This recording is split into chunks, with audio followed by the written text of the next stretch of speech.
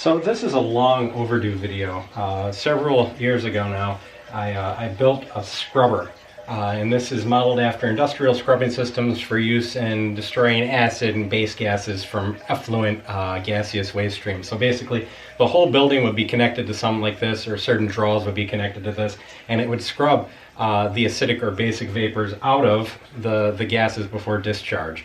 So industrially these are used, but on the lab scale, most people just start using wash bottles, and that brings its own problems. You have to do a series of wash bottles sometimes. Scrubbing isn't very efficient because there isn't a lot of surface area to the bubbles.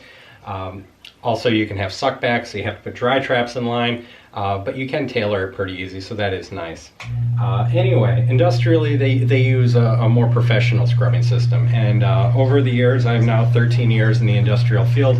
I've troubleshooted and done some work with scrubbing systems, and I thought, heck, I'm going to build one at home, and I'm going to pass it along to the Science Madness community and anyone who wants to do amateur chemistry at home as an alternative to wash bottles. So I had built a scrubber, and it's in pieces right here, for like $150, just on a whim. I don't do chemistry at home anymore. I haven't done chemistry at home since I started chemistry industrially. Basically shortly after I got my degree. But I thought that this would be kind of a cool project to show off and work on. But of course, perfection is the enemy of good.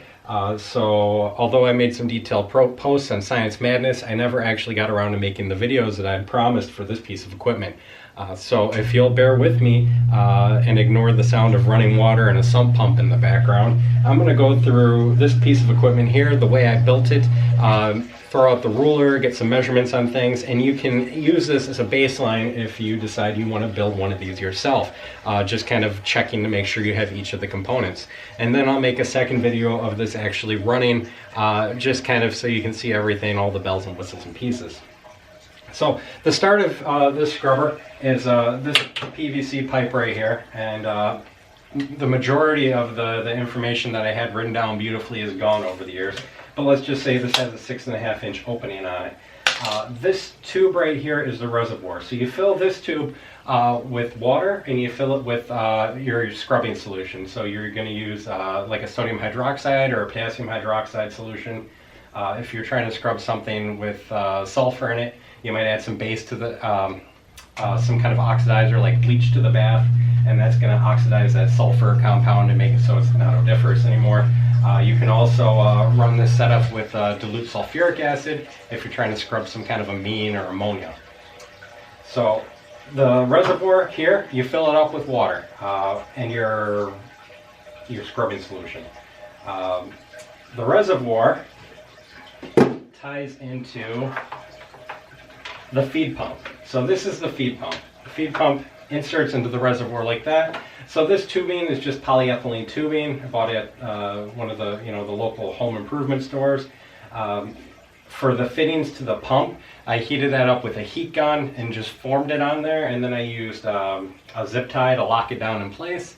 That's not the best solution. This actually does leak. It didn't leak when I first put it together, but over the trials and the attempts of using it, it did develop a little bit of a leak. The pump itself is a 12-volt pump. It is 1.0 gallon per minute, 4 amp max, 12-volt DC pump. The exact model of this one is EF1000. And I bought this pump because it has a polypropylene diaphragm. So the polypropylene diaphragm, the wetted parts, so that's the important part, is the wetted parts of this pump are resistant to the conditions that I'm using it for. So they're rated for caustic, and they're rated for dilute acid. So the polypropylene pump, I think it was like 20 bucks. It might have been one of the more spendy things. That's tied just into a power supply that I got for $4 at Goodwill. Just a 12-volt power supply. So reservoir is filled, you turn on the pump withdraws from the reservoir, and then we're going to go over to here. So this is the scrubbing tower essentially.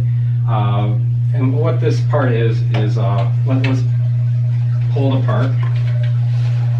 So this nozzle on the inside here, this yellow nozzle is actually for, it's just a spray nozzle. I think I bought this from like an eBay store that sells parts for car washes and stuff. So I think it was like $2 or $3. It's a little spray nozzle. And the spray nozzle was connected to an adapter, which connects to a hose barb, which is heat sealed to this. And this tubing just kind of goes in here. I drilled a hole and then hot glued it. So that comes in through here. Behind this is a sheet of this grate here. So this grate, they make them for different drains and different styles of drain, just to kind of catch large particulate matter. So the grate is behind it, and then over it is actually a piece of scrubbing pad. This scrubbing pad is known, if you're looking at a diagram of one of these scrubbers, as a demister. So when you're running this, you're going to generate all this fine atomized water, and demister helps catch that and return it to the scrubber instead of pulling it into the pump that's pulling air through the system. So this goes way on top, like this. In the middle is this part. This part is the body of the scrubber. So the body of the scrubber, I bought this Y adapter. I think they're W-Y-E-E is how you spell it. It's a Y adapter. And I had neck down the size of the tubing. So this has an inner diameter of like 4.5 inches-ish.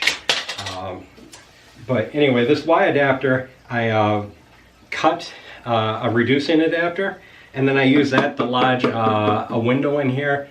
And this is, I think it might be polycarbonate. So this was so you can look in here and actually see the water running down over the packing of the scrubber. And this holds the packing. So the packing is what divides up the water, and it's also what causes, it makes a tortuous path, I believe is the term. It's packed with this material, and that, you know, forces the water vapor and the water and everything to kind of commingle. So the column itself, well, we're all over the place, but we're going to get this done.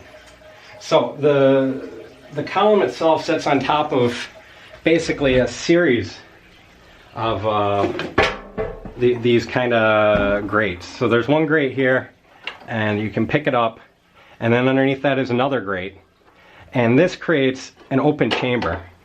So this open chamber is actually where the gases are drawn through. So the gases are drawn this way into the open chamber and then up through this packed column, and this keeps this area free of the packing material for the column. And when the water travels down the column after it falls out of it, it goes through the grate at the bottom and back into the reservoir, so it's constantly cycling on itself.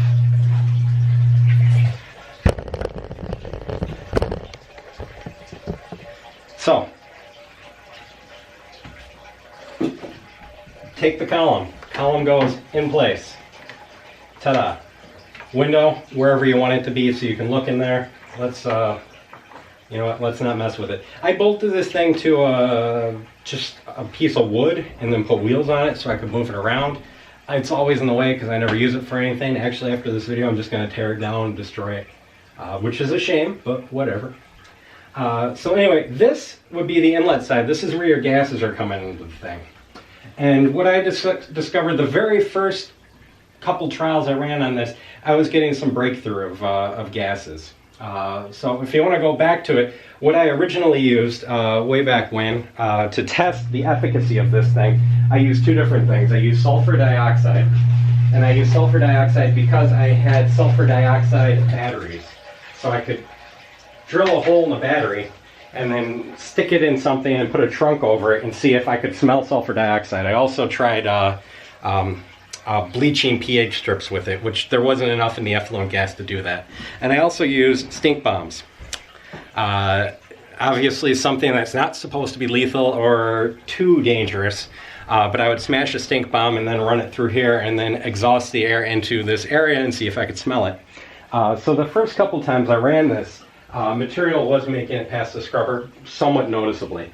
So usually industrially they actually run these and they rate them. So they say, hey, you know, if this scrubber is at this pH that we sold you and this velocity of airflow, then we can expect it to scrub 90% of the sulfur dioxide that goes through it, or 54% of the hydrogen sulfide. So they're rated for something like that. But this one, when I ran it, you know, some material was making it through. So I added what would be called a primary scrubber.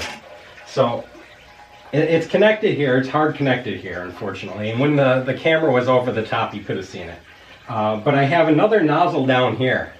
That nozzle is projecting upward. And I've also got a valve here, just a ball valve that I, again, bought from a home improvement store that you can open and close. So that was to test this. So this is the way the whole setup looks when it's assembled and it's getting ready to run. Let's put the top in place up here. So some of this stuff is welded together, with the pipe the glue. Some of it isn't, and it's for ease of disassembly. Also, I have this guy in place. So what this is this is the inlet pressure. This is the outlet pressure. Yeah, it's up here at the top. I'm out of frame. But anyway, the differential pressure is indicated by this U here. So this is full of, most of it's evaporated, but it used to come up here to 0. And this is full of green food colored water. So you'd be able to see when it's running what your pressure loss across the column is by the difference between the height on each side. There wasn't much of a difference, but mostly because the fan that I'm using for running this thing isn't very powerful. If it was more powerful, obviously you'd see a bigger difference. So they shorthand call this a DPI indicator. This cover, this actually has a cap for easy removal. And this pump, because you're working with pressurized material that you don't want to get on you, I made this little cover for it, which goes over it like so that if a line did pop off, it's not going to spray you. So this was to protect you. The last piece missing from this picture that you're looking at right now is the actual fan. So this is a bilge fan. It's for a boat. It's got a 3-inch intake. It moves 130 cubic feet per minute, 12 volt DC, 2.5 amp. An inline blower is the term they're using for it. So this is the inline blower right here. And what this would be connected to, let's pan the camera up. So you would run a 3-inch line off of this, just like a dryer line or any kind of connecting tube. And then shortly thereafter, you're going to connect the inline blower. So the inline blower is pulling air through here. And what that does is it creates the vacuum over here at this connection. So this, I connected to a piece of hose that you'd use for like a shop vac. And that was my point source for the drill to the scrubber. So this is constantly moving air through here, pulling air through here. So the air through here goes past, this is the differential pressure, going down to that U just to show flow. But it goes through here. Right here it's getting counter current caustic spray or acid spray. So this is the first scrubbing step. So this is the primary scrubbing step. It then gets pulled into the chamber. This caustic or acid spray drains down here and then drains back into the reservoir. Then the vapors get drawn up and through this column. Again, it's having the liquid, the scrubbing fluid is flowing down over it. It's counter current, which is the most efficient. And then eventually the vapors get to the top here, they go past the demister pad, they get pulled through here, and then they go to this inline blower, and then they're exited somewhere else. So like I said, originally when I ran this, I actually had them exit to the same space as me, which isn't what anyone would logically want to do. Normally you'd want to have this vented outside somewhere far away so that if the scrubber does fail to work, you're not going to have any kind of exposure. So while it's running, it's going to be chewing up caustic or acid, obviously. Those are consumable items. So from time to time when you're running this, when I was running this, you take off the cover here, you grab a piece of pH paper, dip it in here. I'm running caustic, I should be at like at least 12 for my pH. Oh no, my pH is down to 8, add some more caustic. Eventually it's going to get full. A little siphon, work for that. Pull out the material that had been spent, add new. Now when you pull this off, you're going to lose vacuum to your system for that pump. So you have to take that into account when you're doing any of this. But obviously the volume here, the amount of material is kind of significant, even though there's some carbon dioxide in the air that's going to chew up some of your caustic. So you can run a lot of reaction with what's in here without having to service the material. If you really wanted to get fancy, you drill a hole here and you put a pH probe in there, and then everything's super hunky-dory. So that's the majority of the system here. Let's see, is there anything that I'm forgetting? So that outlet up there, next down to here, this was 3.5 inches internal diameter, so I kind of shrunk it. One thing I am forgetting, one of the most important things, obviously, is the scrubber packing. So the scrubber packing should be something that's going to take that water and it's going to break it up. It's going to flow over it, make a lot of surface area, give it a lot of contact, and it's also going to be inert to whatever your material is. So this scrubber packing is probably the most over-the-counter thing here, because these are little just bottle caps. Seriously, whenever I bought a soda, whenever I bought a water, whenever I'd have access to a large quantity of empty containers, I would take all the caps off and collect these. And this was over a year of bottle cap collecting. And then every one of these caps, I drilled a hole right in the middle. So if you can imagine, and you will see, the way that they're kind of packed in there is the way you see the randomized packing. And that takes the water and it breaks it all up, and the holes are so that it just doesn't collect and sit there. So this was my A packing. This was the material that I used to pack this column, and you just dump it all in there, it randomly sits in there. So I ran the first quite a few trials like that. However, later on I found out that in biological in aquariums, they use these bio beads, I believe is the term for them. And these are to make this biologically active bed to help promote the destruction of microbes and all kinds of garbage. So these bio beads are like head and shoulders above what they are. And I bought these on eBay, a ton of them, and my camera isn't focusing on them. I wish it would. Come on. There we go. So these are actually like, you can see through them. They're a very, very high surface area. They break up that flow a lot better than other things. The only problem I had is they're actually a little bit too thin. You can see through it there. So the surface tension of the water was preventing it from just flowing through them. They still break it up a little bit better than the bottle caps, but without actually drawing the liquid through them like you'd have in a filter bed. They're not doing as good of a job as you would hope they would do. So to recap, reservoir gets filled with scrubbing solution. The pump withdraws from the reservoir, goes to a T. The T, again, these are just heated up and fitted on there. The flow goes to the top of this column here, and then partial flow goes over here, and that's why there's a ball valve here, and that was to throttle the flow so you could send more or less over here. So it's filtering down this column, and meanwhile this one is spraying up the column. You're drawing in your gases to be scrubbed here, treating them here, pulling them in here, treating through here, and then discharging all the way up at the top. So that would be a scrubbing unit that you could potentially use in a home lab.